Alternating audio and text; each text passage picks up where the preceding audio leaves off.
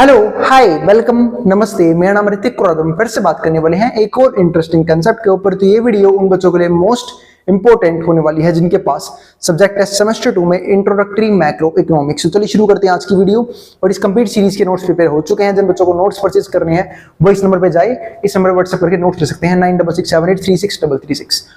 अब आते हैं आज के कंसेप्ट के ऊपर। और आज का जो कंसेप्ट हमारे लेसन नंबर की आखिरी वीडियो होने वाला है, यानी कि मनी और प्राइसेस की आखिरी वीडियो होने वाला है। तो शुरू करते हैं आज की वीडियो। तो जो हमने ये बात की थी क्वांटिटी थ्योरी ऑफ मनी की, इसका बेसिक कंसेप्ट हो चुका है प्रीवियस वीडियो में। इस वीडियो में बात करेंगे इसे की कंसेप्ट्स के ऊपर, या फिर हम इसके डिसएडवांटेज देखेंगे इस वीडियो के बिल्कुल लास्ट में। तो देखते हैं यहाँ पे। तो अब आते हैं क्वांटिटी थ्योरी ऑफ मनी के विल होल्ड प्रोवाइडेड, यानी कि कौन कौन से की पॉइंट्स हैं। तो पहला क्या है, consequent to a change in quantity of money aggregate demand changes. इसका मतलब क्या है कि अगर किसी भी तरीके से क्वांटिटी ऑफ मनी में बदलाव आया तो एग्रीगेट डिमांड जरूर बदलेगा। इस बात का मतलब ये है कि अगर सपोज करो जो मनी है वो इंक्रीज हो जाए, यानी कि क्वांटिटी ऑफ मनी बढ़ जाए किसी भी इकोनॉमी के अंदर, यानी कि मैं कह सकता हूं मनी सप्लाई बढ़ गई और जब मार्केट में मनी फालतू हो गई तो लोगों के पास पैसा फालतू आएगा, पैसा फालतू आएगा तो डिमांड फालतू करेंगे। तो इस तरीके से एग्रीगेट डिमांड राइज कर जाएगा और वाइस वर्सा, यानी कि अगर क्वांटिटी ऑफ मनी कम होती है तो डिमांड भी क्या हो जाएगी, अपने आप ही कम हो जाएगी। तो ये बात फर्स्ट पॉइंट थी हमारी। तो no idle cash is held by people for speculative purpose, यानी कि वो कहना चाह रहा है कि लोग पैसा रखेंगे ही नहीं स्पेकुलेटिव पर्पस के लिए, यानी कि लोग की इनकम बढ़ेगी, लोग खर्च कर देंगे। लोग पागल हैं, लोग जितना कमाते हैं उतना उड़ाते हैं।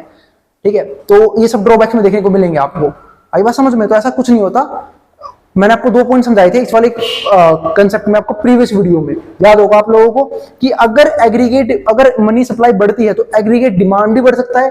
हो सकता है एमपीसी की वजह से, जिसको हम क्या बोलते हैं, मार्जिनल प्रोपेंसिटी टू कंज्यूम, यानी कि जब लोगों की इनकम बढ़ती है तो लोग कंजप्शन कम करते हैं, सेविंग ज्यादा करते हैं, और सेविंग करेंगे तो इन्वेस्टमेंट करेंगे, तो इन्वेस्टमेंट भी बढ़ाई सकती है एग्रीगेट डिमांड को बढ़ाना छोड़ के।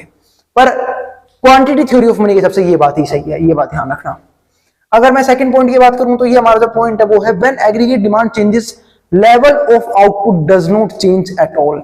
अब ये कहना ये चाह रहा है कि अगर एग्रीगेट डिमांड बढ़ गई तो लेवल ऑफ आउटपुट में बदलाव नहीं आएगा, पर आ सकता है ना। तो इस बात का मतलब क्या है वो समझते हैं पहले एक बार।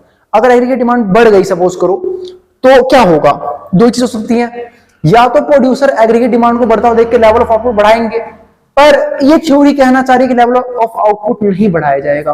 और लेवल ऑफ आउटपुट सिर्फ एक सिचुएशन में नहीं बढ़ाया जा सकता, जब इकोनॉमी में फुल एम्प्लॉयमेंट हो, यानी कि इकोनॉमी में कोई बेरोजगार है ही नहीं, सबको जॉब मिली हुई है। ठीक है, तो इसलिए हम और भी चीजें प्रोड्यूस नहीं कर सकते। तो इससे हुआ क्या, जनरल प्राइस लेवल राइज करेगा। यानी कि अगर मैं इस वाले केस की बात करूं तो इसकी वजह से क्या होगा, जनरल प्राइस लेवल राइज करेगा। क्यों? क्योंकि इकोनॉमी है फुल एम्प्लॉयमेंट की और एग्रीगेट डिमांड बढ़ गई। अब डिमांड बढ़ गई, सप्लाई बढ़ा नहीं पा रहा। क्यों? क्योंकि प्रोडक्शन कर ही नहीं पाऊंगा और ज्यादा, तो इस तरीके से क्या होगा, प्राइजेस बढ़ जाएंगे, जनरल प्राइस लेवल इंक्रीज कर जाएगा। दूसरा पॉइंट था इसका ये। तो देखो लिखा हुआ है there is already full employment in economy. C में क्या है, there is no change in V velocity of circulation. ये कहना चाह रहा है कि वेलोसिटी ऑफ सर्कुलेशन में कोई भी चेंज नहीं आएगा, जो कि हमने प्रीवियस वीडियो में डिस्कस किया था कि वेलोसिटी ऑफ सर्कुलेशन में चेंज आता है according to rate of interest. अगर रेट ऑफ इंटरेस्ट ज्यादा है तो पैसे का फ्लो मार्केट में कम हो जाएगा, और जब मार्केट में पैसे का फ्लो कम होगा तो लोग सेम अमाउंट को बार बार सर्कुलेट करेंगे, जिसकी वजह से क्या होगा, सर्कुलेशन इंक्रीज कर जाएगा। यानी कि अगर रेट ऑफ इंटरेस्ट ज्यादा होता है सर्कुलेशन भी इंक्रीज करता है, रेट ऑफ इंटरेस्ट कम होता है सर्कुलेशन भी डिक्रीज कर जाता है। अब आता है हमारा यहाँ पे आगे आने वाले पॉइंट्स कुछ। तो it is equally possible changes in quantity of money not affect price level at all. उसने बोला है कि अगर किसी भी तरह से क्वांटिटी ऑफ मनी में चेंज आया तो प्राइस लेवल को अफेक्ट नहीं करेगा। रीजंस अब पहला समझते हैं। तो होल ऑफ न्यू, अब एक बात समझना है, मैं पहले एक्सप्लेन कर देता हूं। उसने क्या बोला, it is equally possible changes in quantity of money. अगर क्वांटिटी ऑफ मनी में चेंज आया तो प्राइस लेवल में कोई चेंज नहीं आएगा। मैंने आपको समझाया था कि कभी भी अगर मनी की क्वांटिटी में चेंज आया तो प्राइस लेवल, 2 चीज होगी, या तो आउटपुट का लेवल बढ़ा लो तो प्राइस में कोई चेंज नहीं आएगा, क्योंकि अगर डिमांड बढ़ी है आप सेम लेवल पे सप्लाई कर दो, प्राइस में फर्क ही नहीं पड़ेगा। लेकिन अगर एग्रीगेट डिमांड नहीं बढ़ाई जाती है तो पक्का प्राइस में फर्क पड़ेगा, इन्फ्लेशन आएगा और जो जनरल प्राइस लेवल है वो इंक्रीज कर जाएगा। इस बात का ध्यान रखना। मैंने इसको लास्ट में प्रीवियस वीडियो में डिस्कस किया था इन सारे पॉइंट्स को, वो वाली वीडियो जरूर देखना। अब इसमें क्या है, तो it is equally possible changes in quantity of money not affect price level at all. Reasons क्या है वो समझते हैं। पहला, whole of newly pumped money is held as idle cash for speculative purpose. अब देखो हो सकता है, अब रीजन देखो कि करके सामने आ रहे हैं। हो सकता है बंदा सारे पैसे अपने पास रख ले, ठीक है, डिमांड करे ही ना, अब एग्रीगेट डिमांड नहीं बढ़ेगी तो सिंपल सी बात है, चाहे बेशक पैसा इंक्रीज कर जाए कोई फर्क ही नहीं पड़ता, उस रख लिया उसने इन्वेस्ट करने के लिए, फिर ट्रेड करने के लिए। ठीक है, पहला पॉइंट ये हो गया। दूसरा पॉइंट क्या होता है, purpose that is aggregate demand does not increase at all, तो हमारा एग्रीगेट डिमांड नहीं बढ़ेगा, सही बात बोल रहे हैं। सेकंड पॉइंट क्या है, in case of their is increase in aggregate demand that is completely neutralised in increase in output because there are sufficient unemployed resources available in the economy। उसने बोला है कि अगर प्राइस बढ़ा तो दो ही तरीके हैं, क्या कि जनरल प्राइस लेवल ना इंक्रीज हो। पहला, लोग डिमांड ही नहीं करेंगे, पैसा रख लेंगे अपने पास, अच्छी अपॉर्चुनिटी का वेट करेंगे ताकि उस पैसे को इन्वेस्ट कर सके। दूसरा, मार्केट में यानी कि इकोनॉमी में कहीं ना कहीं लोग बेरोजगार हैं, अनएम्प्लॉयड फैक्टर्स अवेलेबल है, तो आप आउटपुट को क्यों नहीं इंक्रीज कर देते, और जब आउटपुट इंक्रीज होगा तो न्यूट्रलाइज हो जाएगा एग्रीगेट डिमांड का इफेक्ट। ठीक है, इसके अलावा कोई पॉइंट है क्या? तीसरा, impact of an increase in quantity of money is neutralized by compensating change in V. आप वी में चेंज कर दो तब भी हमारा क्या हो जाएगा, इंपैक्ट जो है खत्म हो जाएगा। तो ये कुछ पॉइंट्स हैं जिनकी हमने बात प्रीवियस वीडियो में की जरूर थी, पर सिर्फ ओरली की थी, रिटर्न में है, आप लोगों को एग्जाम में लिखने में काफी हेल्प मिलेगी, तो एक एक करके सारे पॉइंट्स उतार लेना। इसके बाद क्या आता है हमारा, यहाँ पे समझते हैं। अगला जो पॉइंट है वो है हमारे पास weaknesses of quantity theory of money. Weaknesses क्या क्या है, यानी कि मैं कह सकता हूं डिसएडवांटेजेस क्या क्या है क्वांटिटी थ्योरी ऑफ मनी के। इसमें फर्स्ट क्या आता है, it takes MVT as independent variable. ये एमवीटी को एज अ इंडिपेंडेंट वेरिएबल लेता है, out of which it is assumed that V and T to be constant. This is not correct in reality. उसने बोला कि ये एमवीटी क्या लेता है, इंडिपेंडेंट वेरिएबल, यानी कि जिसकी वैल्यू अपनी मर्जी के हिसाब से रख सकते हैं, लेकिन एक्चुअली वी और टी जो है जिसको कांस्टेंट मान के बैठा है, ऐसा पॉसिबल ही नहीं है, हम इसको रियलिटी में कांस्टेंट नहीं मान सकते।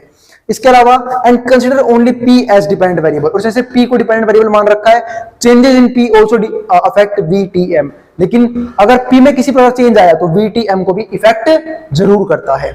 इसके बाद क्या था हमारा दूसरा point, it emphasises only one function of money. ये सिर्फ एक ही फंक्शन को एम्फसाइज करता है, और वो क्या है, मीडियम ऑफ एक्सचेंज। कि पैसे का कोई काम नहीं है, पैसा सिर्फ एक क्या है, मीडियम ऑफ एक्सचेंज, सिर्फ बाय और सेल करने के काम आता है, और इग्नोर करता है इसकी बाकी फैसिलिटीज या फिर स्टोर ऑफ वैल्यू। तीसरा, रेट ऑफ इंटरेस्ट को तो पूरी तरीके से इग्नोर कर दिया जाता है इस मेथड में, तो rate of interest is ignored. ठीक है, जिसकी वजह से उसने बात बोली थी ना, there is no change in V velocity of circulation, पर हम जानते हैं जैसे ही रेट ऑफ इंटरेस्ट कंसेप्ट में आएगा इसमें चेंज जरूर होगा। फिर हमारे पास क्या आता है, fourth point, it does not explain how changes in quantity of money work their way into economic system and what claim of events that follows it. उसने बोला कि कैसे क्वांटिटी ऑफ मनी में चेंज इकोनॉमी के systems को affect करता है, ये बताने में फेल हो गया ये वाली थ्योरी हमारी। इसके बाद हमारे पास आता है दूसरी थ्योरी जो क्या कहती है, the income and expenditure approach. अब ये इनकम और एक्सपेंडिचर अप्रोच क्या होती है, इसको पढ़ने से पहले थोड़ा सा हम ऊपर चलते हैं, पहले इसको पढ़ते हैं फिर हम पढ़ेंगे ये चीज। आप लोगों को पता होना चाहिए कि जैसे ही मनी बढ़ेगी, मतलब जैसे ही मार्केट में मनी जो है यानी कि मनी सर्कुलेशन इंक्रीज होगा, मनी सप्लाई इंक्रीज होगी, तो होगा क्या, बॉन्ड के प्राइस जो है वो राइज कर जाएंगे। अब बॉन्ड के प्राइस राइज कर गए, ध्यान रखना बॉन्ड के प्राइस का और इंटरेस्ट रेट का आपस में इनवर्स रिलेशन होता है। अगर बॉन्ड के प्राइस राइज करेंगे इंटरेस्ट रेट डिक्रीज करेगा, बॉन्ड के प्राइस कम होंगे इंटरेस्ट रेट इंक्रीज करेगा, और ऐसे ही मनी और बॉन्ड प्राइस में पॉजिटिव रिलेशन होता है। मनी सर्कुलेशन बढ़ेगी बॉन्ड के प्राइस बढ़ेंगे, मनी सर्कुलेशन कम होगी बॉन्ड के प्राइस कम होंगे। मैं आपको लॉजिक क्लियर कर देता हूं। अब मार्केट में पैसा फालतू है तो बॉन्ड के प्राइस क्यों इंक्रीज करेंगे, क्योंकि जब लोगों के पास फालतू पैसा है तो लोग बॉन्ड में इन्वेस्टमेंट शुरू कर देंगे, और जब भी किसी चीज की डिमांड बढ़ती है उस चीज के प्राइस अपने आप ही हाई जाते हैं। ये एक रीजन हो सकता है बॉन्ड के प्राइस का ऊपर जाने का। ठीक है, तो इंटरेस्ट रेट हमारा डिक्रीज करेगा। और अब एक सिंपल सी बात समझना, अगर इंटरेस्ट रेट इकोनॉमी में डिक्रीज कर रहे हैं तो इसका मतलब क्या है, लोगों को लोन सस्ते में मिल सकता है, यानी कि लोगों की जो कॉस्ट है लोन लेने की, इन्वेस्टमेंट करने की, वो कम आएगी। तो जब इंटरेस्ट सस्ता होगा लोग इन्वेस्टमेंट बढ़ा देंगे। क्यों, इंटरेस्ट रेट कम हुआ, लोगों ने लोन लेना शुरू कर दिया, लोन लेंगे पैसा बढ़ेगा, इन्वेस्टमेंट बढ़ाएंगे, इन्वेस्टमेंट बढ़ाएंगे तो इनकम राइज करेगी, क्योंकि इन्वेस्टमेंट क्यों किया है, ताकि उससे पैसा जनरेट कर सके। इनकम बढ़ेगी, फर्दर क्या होगा, एग्रीगेट डिमांड बढ़ेगा। अब एग्रीगेट डिमांड बार बार बढ़ता रहेगा इस सर्कुलर फ्लो की वजह से, तो क्या बार बार इकोनॉमी में ताकत है कि वो आउटपुट लेवल को इंक्रीज कर सके, नहीं। इसकी वजह से होगा क्या, हमेशा प्राइस लेवल इंक्रीज करेगा। और यही एक मेन रीजन है महंगाई लगातार बढ़ने का, इन्फ्लेशन के लगातार होने का, क्योंकि इन्फ्लेशन का सिर्फ कोई एक कोज नहीं होता, बहुत सारे फैक्टर होते हैं जो इन्फ्लेशन को अफेक्ट करते हैं, उसमें से एक फैक्टर ये भी है। तो ये चीज ध्यान रखना, क्योंकि इनकम बढ़ेगी तो एग्रीगेट डिमांड बढ़ेगा, क्योंकि हर बार इकोनॉमी में इतने लोग अवेलेबल नहीं है कि आप उन्हें जॉब प्रोवाइड करो, आप आउटपुट लेवल को इंक्रीज कर दो और आप एडी को न्यूट्रलाइज कर दो, पॉसिबल नहीं है।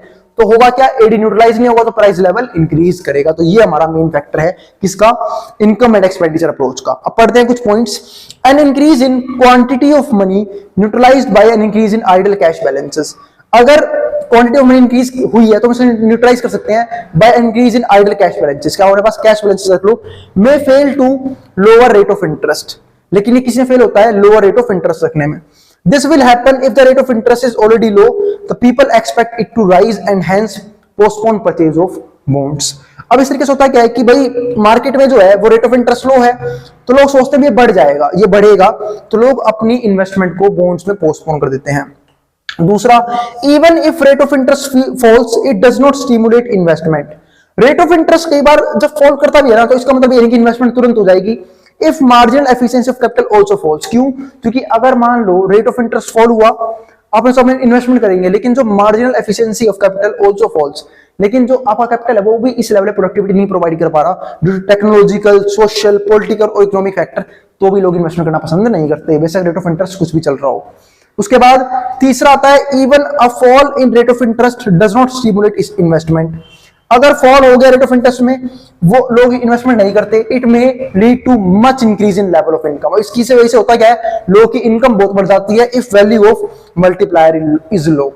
तो हम समझेंगे एक टॉपिक होता है इन्वेस्टमेंट मल्टीप्लायर, जो हम आने वाले वीडियोस में डिस्कस करेंगे, तो उसकी वजह से भी दिक्कतें आती हैं हमें, क्योंकि वो लो हो जाता है। और ये भी समझ लो ना, जब रेट ऑफ इंटरेस्ट कम है, लोगों के पास पैसा फालतू है, लेकिन अब दिक्कत क्या है, लोग उसे इन्वेस्ट नहीं करें। अब इन्वेस्ट ना करने की वजह से होगा क्या, लोगों के पास पैसा क्या हो जाएगा, बहुत फालतू हो जाएगा, जिसकी वजह से हमेशा एक डर रहेगा कि इन्वेस्टमेंट नहीं हो रही है तो एग्रीगेट डिमांड ना बढ़ जाए। क्योंकि इन्वेस्टमेंट होगी तो बाद में इनकम आएगी और बाद में डिमांड बढ़ेगी।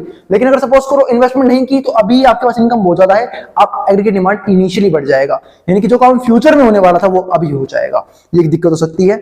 इसके बाद जो फोर्थ पॉइंट है, even if N increase in investment does result in a greater increase in income.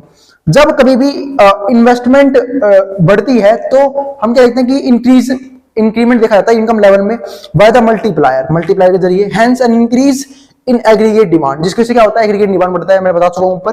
It में not affect general level of prices, पर कई बार ये जनरल लेवल ऑफ प्राइस को अफेक्ट नहीं करता है। उसका एक मेन रीजन क्या है, इसका मतलब ये कि इकोनॉमी में अब भी ऐसे लोग हैं जो अनएम्प्लॉयड हैं, ऐसे फैक्टर्स हैं जो अनएम्प्लॉयड हैं, जो उस एग्रीगेट डिमांड को टैकल कर सकते हैं। कैसे, एग्रीगेट सप्लाई बढ़ा के, यानी कि प्रोड्यूसर्स के पास अब भी चांसेस है कि वो और लोगों को हायर करे, प्रोडक्शन को बढ़ाए और उसको जो एग्रीगेट डिमांड उसको न्यूट्रलाइज कर दे। तो वही पॉइंट यहाँ पे डिफाइन किया गया है कि it may be not affect general price level of prices if the level of output increases in proportion to that of aggregate due to availability of unemployed resources in the economy. तो इसका मतलब ये है कि aggregate demand बढ़ने की वजह से प्राइस लेवल सिर्फ एक केस में नहीं बढ़ेगा, जब हमारे पास क्या हो, अनएम्प्लॉयड लोग हों, अनएम्प्लॉयड फैक्टर्स हों, जिनको यूज करके प्रोडक्शन इंक्रीज कर सकूं और एग्रीगेट सप्लाई को बढ़ा सकूं, उस हद तक जिस हद तक एग्रीगेट डिमांड बढ़ा हुआ था। और उम्मीद है आपके यहां तक के सारे कंसेप्ट्स क्लियर हैं। लेसन नंबर 7 हमारा यहां से कंप्लीट हो गया है।